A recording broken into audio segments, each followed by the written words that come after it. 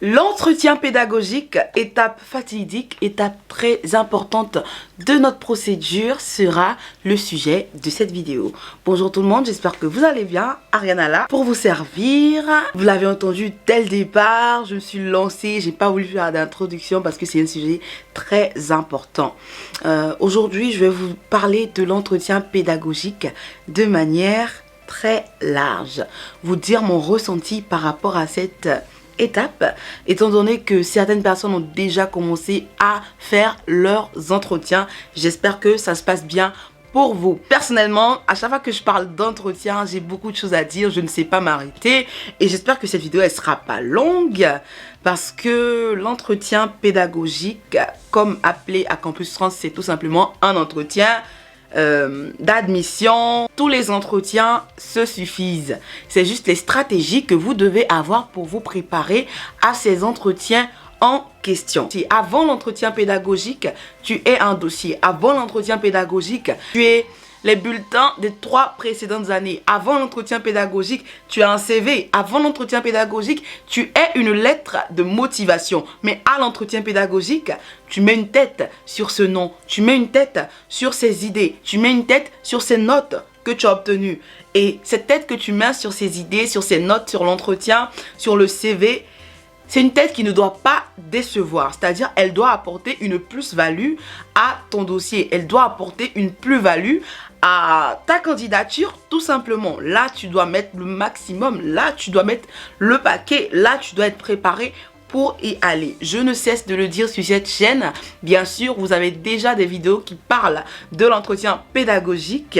Ça sera bien sûr différent cette année parce qu'on change chaque année. Je suis une personne différente, c'est-à-dire j'ai pris de la valeur, j'ai gagné en valeur et j'ai d'autres choses à ajouter. Néanmoins, je ne cesserai jamais de le dire, vendez-vous cher à l'entretien pédagogique. Voilà, apportez de la valeur à votre procédure, apportez de la valeur à votre CV, apportez de la valeur à votre lettre de motivation.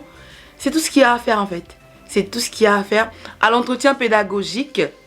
Vous allez arriver quelque part, vous allez préparer votre speech, vous allez ramener vos dossiers que vous n'avez pas encore ajoutés, c'est-à-dire quand votre dossier il n'est pas complet, vous allez parler. Pour ce qui est du niveau de langue, il sera regardé. Pour ce qui est de la manière de se tenir, elle sera regardée. Pour ce qui est de comment vous défendez votre projet d'études et projet professionnel, il sera regardé. Là, je pense à un ami à moi qui m'a envoyé une note vocale hier qui me disait son projet professionnel. Le gars a étudié son projet professionnel. Il avait pris beaucoup de temps. Je lui disais tout le temps, c'est quoi ton projet? C'est quoi ton projet? Il n'arrivait rien à me dire. Mais il m'a expliciter le truc tellement proprement, tellement bien. C'est-à-dire, tout ce que tu as à dire sur ton projet professionnel que tu n'as pas pu dire dans la lettre, là, tu dois pouvoir le dire. Tu dois leur montrer comment tu es passionné de ce travail que tu veux faire. Tu dois leur montrer comment tu en parles. Une fois, pendant la pause à mon boulot, il y avait une collègue qui était arrivée, une directrice des ressources humaines qui est arrivée et qui m'a demandé en fait mon ressenti, comment je me sentais à l'alternance, comment je me sentais à l'entreprise. Donc moi naturellement je commence à parler, moi quand je parle de quelque chose que j'aime naturellement, vous pouvez voir, je commence à lui dire je me sens bien, j'adore le contact avec les gens, j'adore comment on me prend ici, j'adore comment je pose des questions et qu'on répond et tout.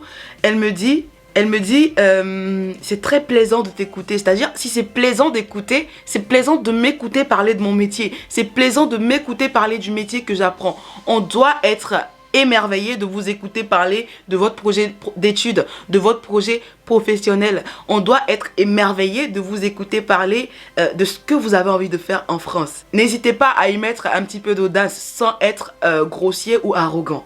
C'est très important que la personne elle puisse voir qu'elle a en face d'elle quelqu'un qui est assez indépendant, qu'elle a en face d'elle quelqu'un qui a la suite dans les idées, qu'elle a en face d'elle quelqu'un qui est on flic sur son projet professionnel, qui est au top, vous voyez.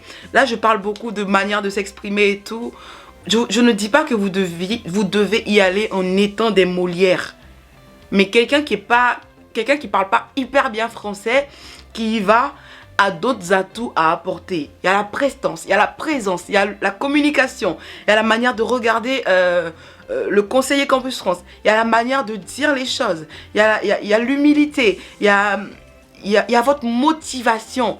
Ce mot-là qui est très important, qui est d'être motivé. Parce que le mot est très beau, mais on peut voir ta motivation pendant que tu es devant quelqu'un, pendant que tu es en train de parler d'un projet. Cette personne-là peut voir ta motivation. Donc, montre-leur ta motivation à l'entretien pédagogique. Je disais à mon dernier direct que si vous n'avez pas des notes super hautes, si vous n'avez pas toutes les qualités qu'ont les élèves excellents, vous avez la motivation qui peut jouer pour vous. Moi, je sais que dans plusieurs cas, la motivation a joué pour moi. Dans plusieurs cas de figure, la motivation a joué pour moi. Je vais vous en parler, au travers de vidéos, au travers de story time.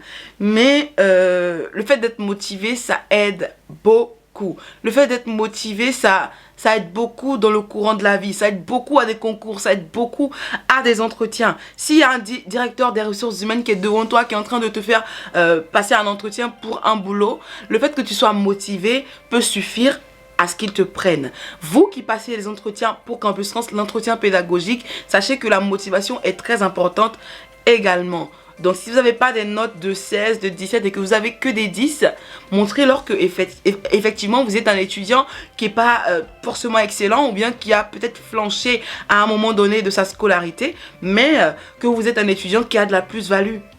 Vous êtes un étudiant qui peut apporter plus. Vous êtes un étudiant qui a des compétences. Au-delà d'avoir seulement le fait d'écrire à des contrôles continus, le fait seulement d'avoir de bonnes notes aux examens, montrez-leur que vous savez faire des choses. Si vous avez déjà exercé des boulots, parlez-en avec aisance.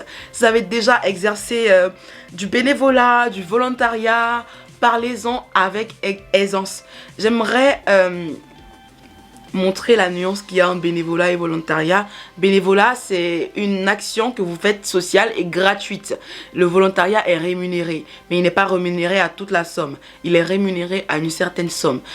Donc, quand vous allez en parler, si on vous demande ce que c'est, n'hésitez pas à développer parce que je sais que pas mal de personnes ont fait du bénévolat et pas mal de personnes ont fait du volontariat.